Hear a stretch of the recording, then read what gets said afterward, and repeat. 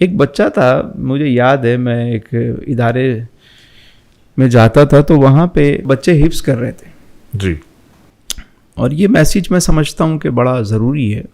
ایک بچہ تھا، اس نے 17 سپارے حفظ کیے اور بڑا قابل بچہ تھا کلاس کا، اور وہ اسکول بھی جاتا تھا اور حفظ بھی کر رہا تھا. ایک دن قاری صاحب کوئی وضو کر کے واپس آئے تو انہوں نے دیکھا کہ سارے بچے کوئی شرارت کر رہے ہوں گے، کھیل رہے ہوں گے، تو انہوں نے لائن سے سب کو سروس ان کی شروع کی ایک ایک. تو اس بچے کو بھی انہوں نے مار دیا جبکہ وہ کھیل نہیں رہا تھا.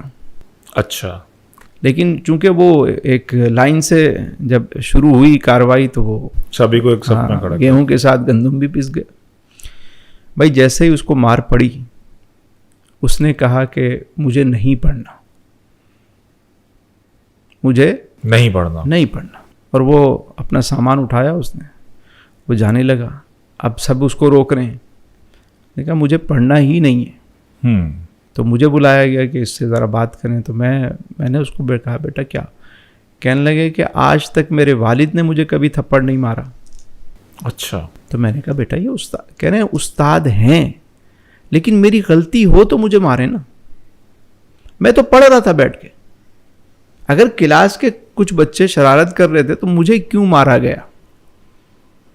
میں نے تو کبھی ان کو شکایت کا موقع ہی نہیں دیا. میں ٹائم پہ آتا ہوں، میں اپنا سبق یاد کر کے آتا ہوں، میں پراپرلی ہر چیزیں فالو کرتا ہوں، مجھے کیوں مارا گیا؟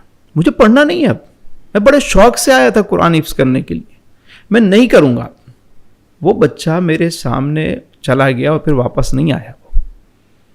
ہو سکتا ہے کہیں اور جا کے اس نے پڑھا ہو لیکن وہاں نہیں آیا. کسی کی دل آزاری کرنا. علی بھائی بہت سارے لوگ بہت حساس ہوتے ہیں. ایک بچہ مسجد میں نماز پڑھنے آ رہا ہے، عاقل ہے، شریعت نے اس کو اجازت دی ہے، وہ عاقل ہے، وہ صف میں کھڑا ہو سکتا ہے. ایک آیا اس کا کان پکڑ کے پیچھے کھڑا کر رہا ہے، چلو یہاں سے. یار آپ کسی کو نکال رہے ہو، اس کے 4 لوگوں کے سامنے آپ اس کی بے عزتی کر رہے ہو. کل کو وہ چلا گیا مسجد سے، ایسی کوئی بات کر دے تو اس کا گناہ کس کے سر ہوگا؟ کون ذمہ دار ہے اس کا؟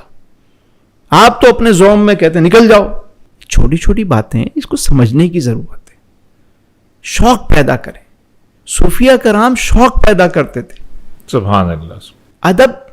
آپ کو اگر کچھ بچے ایسے ہیں، کچھ لوگ ایسے ہیں، آپ سمجھ رہے ہیں قابل آدمی ہے، ممبر آپ کے پاس ہے، آپ سمجھتے ہیں کہ ان کی اصلاح ضروری ہے، آپ ان کو بٹھائیں. کیا آپ نے واقعہ نہیں سنا کہ اللہ کے محبوب سجدے میں سبحان اللہ اور نواسہ رسول سوار ہو جاتے ہیں تو سجدہ دراز فرماتے ہیں؟ میرے سبحان اللہ. سبحان. یہ واقعہ مجھے سمجھ نہیں آیا آج تک، اتنا واضح واقعہ ہونے کے باوجود. کیا محراب و ممبر سے یہ واقعہ آپ نے نہیں سنا بیان ہوتا ہے؟ بارہا سنا ہے. تو پھر کیا نواسہ رسول اس وقت کم سن نہیں تھے؟ تو پھر کیوں کرتا ہے ایسا؟ تو رسول اللہ کی تعلیم کیا ہے یہ دیکھیں نا آپ، اور ہمارا کردار اور ہمارا عمل کیا ہے یہ دیکھیں. جب تک ہم اس کے ساتھ سنکرونائز نہیں ہوں گے نا، سیرت کے ساتھ، اس کردار کے ساتھ، معاشرے میں بہتری نہیں آئے گی. اور صوفیہ کرام وہی محبت کا جام پلاتے ہیں، وہی عشق کا جام پلاتے ہیں. وہ کہتے ہیں بس انہیں حضور سے قریب کر دو، کام خود ہی بن جائے گا. ہمارا کام اتنا ہے کہ بس ان کی محفل میں بٹھا دو.